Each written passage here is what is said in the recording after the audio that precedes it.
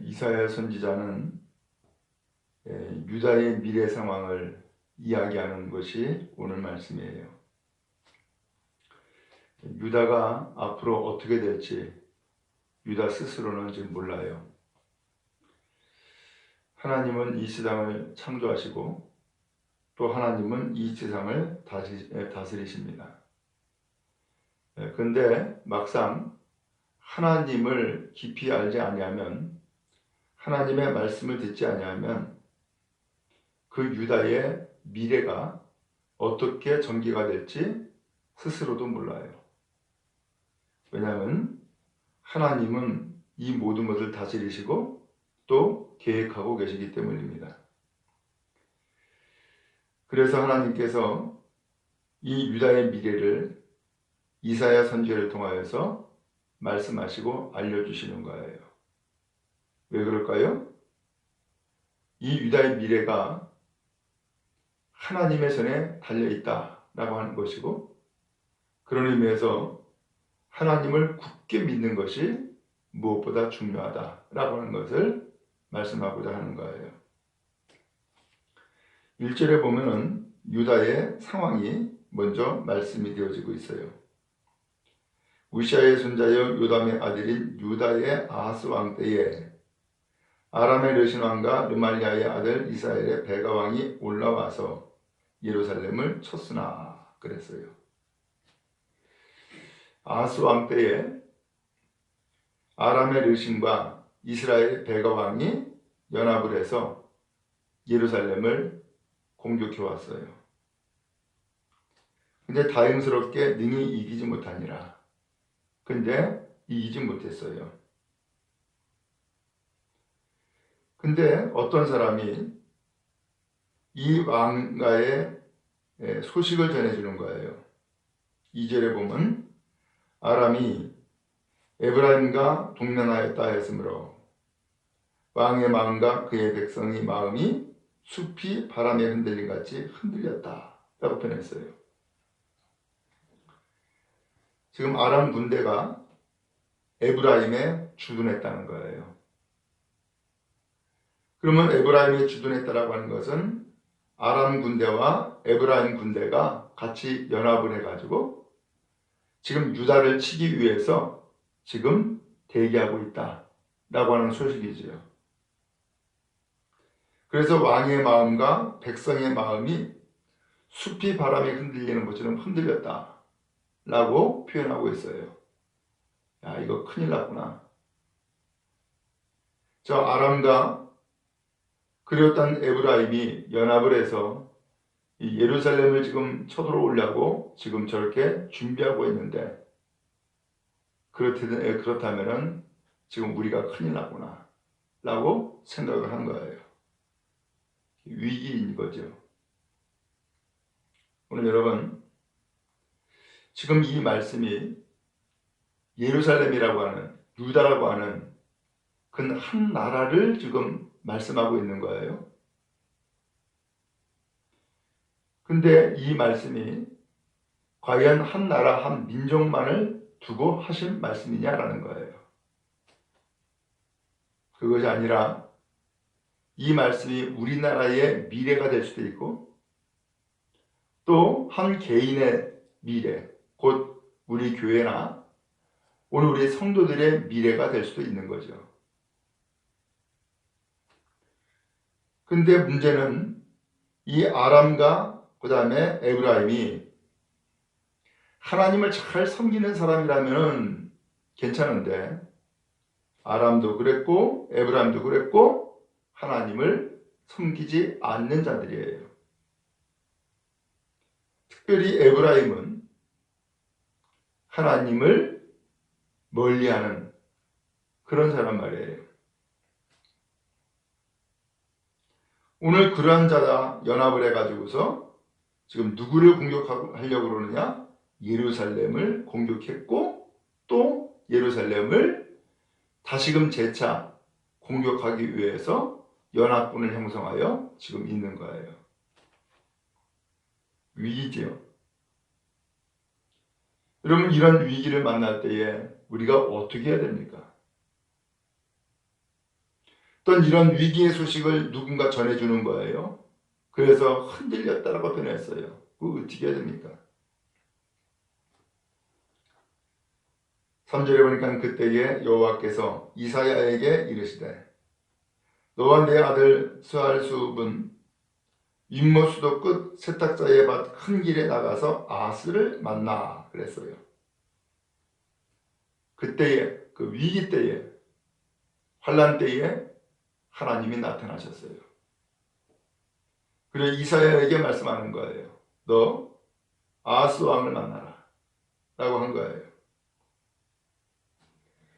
그리고 저는 그 아스 왕에게 말을 하는데 4절에 너는 삼가며 조용하라. 르신과 아람과 르말리아의 아들이 심히 노할지라도 이들은 연기나는 두 부죽갱이 구루터기에 불과하니 두려워하지 말며 낙심하지 말라. 마치 숲이 흔들렸던 것처럼 크게 흔들렸던 이 아하스 왕, 그리고 또한 유다의 온 백성들이 이렇게 요동하고 있는 이런 상황에 하나님이 이사야 선지자를 보내어 말씀하시는 거예요. 두려워하지 말며 낙심하지 말라. 그 아람의 르신과 그 다음에 르말리아의 아들 베가 왕은 두 부지깽이라는 거예요. 부지깽이가 뭐예요? 아궁이에 불을 뜬 때에 그 아궁이에 불을 정돈하거나 관리하기 위해서 나무 막대기를 쓰게 되죠. 근데 그러다 보니까 이 나무 막대기 끝에 불이 붙기도 하고 그러면서 이 나무 막대기가 점점 짧아진다고요. 지금 두 군대가 연합해서 예루살렘을 쳐들으려고 하는데 그 부지깽이다. 연기라는 부지깽이다. 아무것도 아니다. 그러니까 두려워하지 말며 낙심하지 말라 라고 말씀하시는 거예요. 여러분, 그래요? 우리는 때에 따라서 연합하여 공격을 받기도 하고 그래서 우리의 마음이 숲이 흔들리는 것처럼 흔들리기도 해요. 그러나 그때에 하나님은 하나님의 말씀을 전해주는 선지자를 보내셨어요. 그리고 말씀하죠. 두려워하지 말며 낙심하지 말라. 그들은 연기나는 부지깽이다 라고 표현하셨어요. 그럼 여러분 담대하시기를 축복합니다. 두려워하지 말며 낙심하지 말기를 바랍니다. 그 어떤 자가 연합하여 협경을 하도 그것은 부지깽이입니다. 연기나는 부지깽이에 불과한 것이지 그들은 아무런 힘이 없다는 거예요. 그들이 획책한 것이 있어요. 6절에 보니까 우리가 올라가 유다를 쳐서 그것을 쓰러뜨리고 우리를 위하여 그것을 무너뜨리고 다부엘의 아들을 그 중에 세워 왕으로 삼자. 지금 유다의 왕이 아하스인데 이 아하스 왕 때문에 이 유다를 우리가 삼킬 수가 없어. 그러니까 이 유다를 쳐서 무너뜨리기 위해서는 저 왕을 바꿔야 돼. 그래서 이 유다를 공격을 해가지고서 이 나라를 가말로 약하게 만들고 그리고 이 아하스 왕의 지도력을 약화시키고 결국은 쫓아버리자. 그리고 우리가 연합을 해서 다부엘의 아들을 왕으로 대신 세우자. 그래서 이 유다로 하여금 아무런 힘을 쓰지 못하도록, 그리고 이 나라를 쳐서 망하게 하자라고 한 거예요. 이게 그들의 계획이었어요. 근데 7절에 주 여호와의 말씀이, 하나님이 말씀하시는 거예요. 그 일은 서지 못하며 이루어지지 못하리라. 그런 계획은, 그들의 음모는 이루어지지 않는다. 하나님이 이사야 선지자를 통하여서 두 번째 말씀을 해 주신 거예요. 우리는 음모를 모를 경우가 있어요. 그들의 계획이 무엇인지를 알지 못할 때가 있어요. 그러나 하나님은 아세요. 이것을 악한 깨라고 표현했는데 그들의 그 음모는 하나님 앞에 다 발각됐어요. 하나님은 역사하셔서 그 일을 이루지 못하게 하세요. 8절에 이렇게 말씀합니다. 대저 아람의 머리는 다메섹이요 다메섹의 머리는 르신이며 65년 내에 에브라임이 패망하여 다시는 나라를 이루지 못할 것이며. 누가 우두머리냐? 실제적인 그 우두머리가 누구냐라는 것을 말씀하는 거예요. 아람의 머리는 다메섹이고 다메섹의 머리는 르신이라는 거예요. 이 르신은 왕의 이름이죠. 그리고 에브라임, 지금 이 유다를 공격하지만 반대로 에브라임은 65년 내에 망한다는 거예요. 다시는 그 나라가 서지 못한다. 이게 하나님의 말씀이에요. 이들은 망하는지도 모르고 반대로 예루살렘을 지금 공격하는 거예요.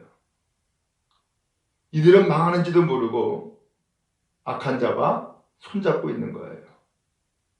그리고 의인을 멸망시키려고 그렇게 음모를 꾸미고 획책했던 거예요.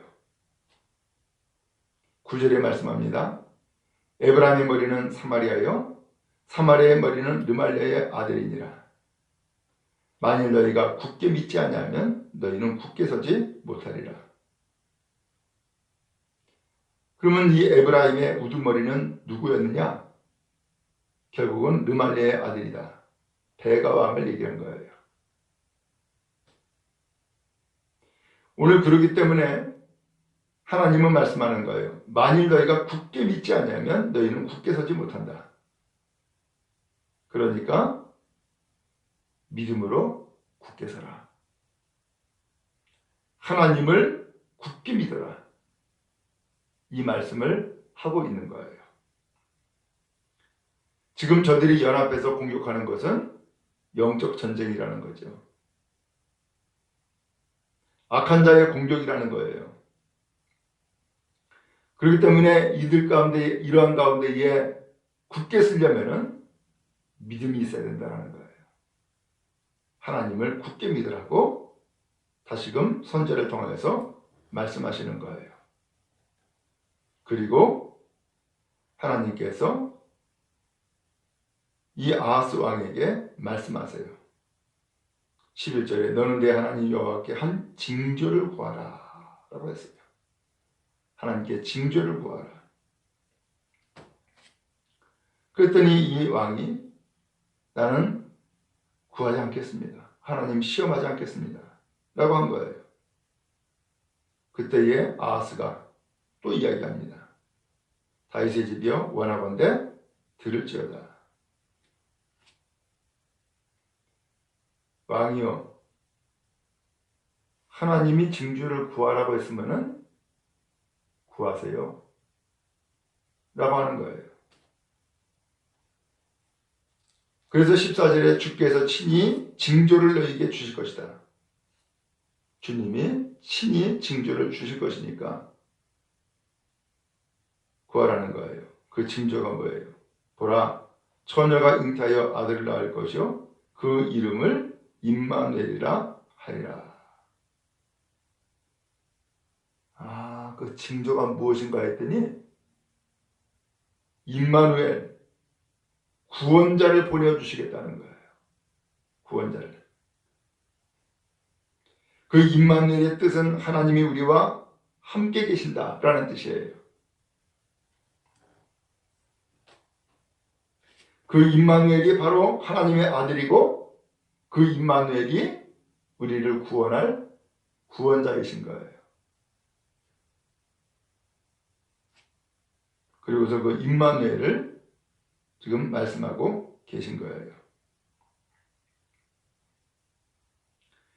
오늘 하나님은 무엇을 원하실까요? 이제 곧 이 유다도 큰 위기를 만나게 될 거라는 거예요. 그래서 17절에 여호와께서 에브라임이 유다를 떠날 때부터 당하여 보지 못한 날을 너와 내 백성과 내 아버지 집에 임하게 하시리니 곧 아수르 왕이 오는 날이니라. 에브라임이 유다를 떠날 때부터 당하지 못한 날, 당하지 못한 날. 이 에브라임은 북왕국을 얘기한 거예요. 이 에브라임에게 큰 문제를, 어려움을 만나게 될 거라는 거예요. 그래서 앞에서 65년 후에, 65년 내에 패망한다 라고 말씀했잖아요. 근데 그 패망하는 그 일이 아수르 왕이 오는 날이라는 거예요. 아수르를 통해서 공격해 들어와서 결국 망한다 그 얘기예요. 그러면서 그날에 어떤 일이 벌어지느냐, 23절에 보니까는 그날에는 천구루에 은 1000개의 가치가 있는 포도나무가 있는 곳마다 찔레와 가시가 날 것이다 라고 표현했어요. 1000구루에 은 1000개의 가치가 있는 포도나무, 그러니까 포도나무 하나가 은 1개의 가치가 있는 그러한 값진 포도원, 그러한 좋은 포도원이 완전히 뒤바뀌어서 뭐가 되느냐? 찔레와 가시밭이 된다는 거예요. 그러면 이 포도원에 들어가지 못하고 그 찔레와 가시 때문에 화살과 활을 가지고 들어가게 될 거라는 거예요. 과거에는 괭이를 가지고 포도원을 일구던 사람이 이제는 찔레와 가시 때문에 그리로 들어가지 못하게 된다. 그리고 이제 그 포도원은 완전히 망해가지고 25일 끝에 소를 풀어놓으며 양이 밟는 것이 되리라. 이젠 포도원이 아니라 찔레와 가시밭이 되어버리고 소가 먹고 양이 밟는 그러한 땅이 되어버리게 될 거라는 거예요. 이게 바로 침략자 에브라임의 미래요 운명이다 라는 것을 말씀하고 있는 거예요. 여러분, 지금 하나님은 유다의 미래를 말씀하면서 유다를 공격해왔던 에브라임의 그 미래까지도 말씀하고 계시는 거예요. 미래는 누구에게 달려있어요? 누가 손잡느냐? 여기에 달려있어요. 그래서 하나님은 이사야 선지자를 보내어가지고서 누구와 손잡으라 그래요? 아람과 손잡는 것이 아니라 하나님과 손잡으라는 거예요. 하나님을 굳게 믿으라는 거예요. 그러면 하나님께서 한 징조를 보내주시는데 그 징조가 임마누엘이라고 했어요. 그런데 북왕국 에브라임은 누구 손잡았어요? 아람을 손잡았어요. 결국은 65년 내에 망하고 그 땅은 정말로 값지고 좋은 포도원이었는데 찔레와 가시가 그 땅을 덮는 그러한 멸망의 땅이 될 것이라고 말씀하고 있는 거예요. 저는 여러분, 그런 의미에서 우리의 미래가 어떻게 되길 원해요? 좋은 포도원이 찔레와 가시밭으로 덮이기를 원하는 사람은 없을 줄로 알아요. 그러면 어떻게 하면은 좋은 포도원이 망하지 않고 좋은 포도를 만들어내는 복된 땅이 되어질까요? 하나님 믿으시기 바랍니다. 하나님의 말씀을 들으시기 바랍니다. 그리고 하나님과 손잡으시기 바랍니다. 하나님이 징조를 구하라고 한 것은 하나님이 이 백성을 구원하시고 돌보시기 위해서 손님이신 거예요. 그것은 거절할 일이 아니에요. 그것은 하나님이 주시는 기회요, 축복이에요. 하나님 굳게 붙잡고 믿음으로서는 모두가 다 될 수 있기를 간절히 바랍니다. 주님의 은혜가 우리 모두에게 임하게 되어질 줄로 믿습니다.